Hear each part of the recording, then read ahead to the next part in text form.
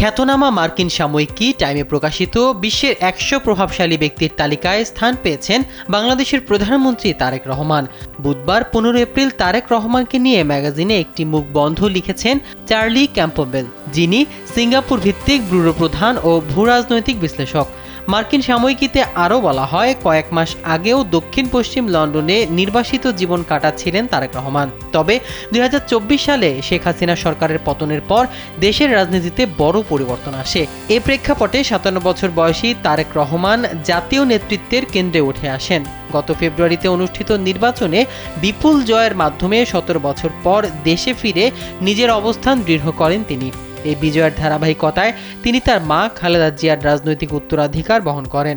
তবে দেশে ফেরার কিছুদিন পর মায়ের মৃত্যু তাকে গভীর শোকে আচ্ছন্ন করে।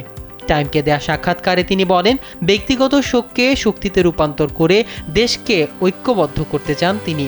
বর্তমানে উচ্চ মুদ্রাস্ফীতি, যুব বেকারত্ব ও আঞ্চলিক সম্পর্কের টানাপোড়েনের বড় চ্যালেঞ্জ হিসেবে দেখা দিয়েছে। এসব সমস্যা দ্রুত সমাধান জরুরি বলেও তিনি মনে করেন। অতীতের বিতর্ক সত্ত্বেও তিনি দ্রুত সংস্কার ও ঐক্যের বার্তা দিয়েছেন দেশবাসীর প্রতি।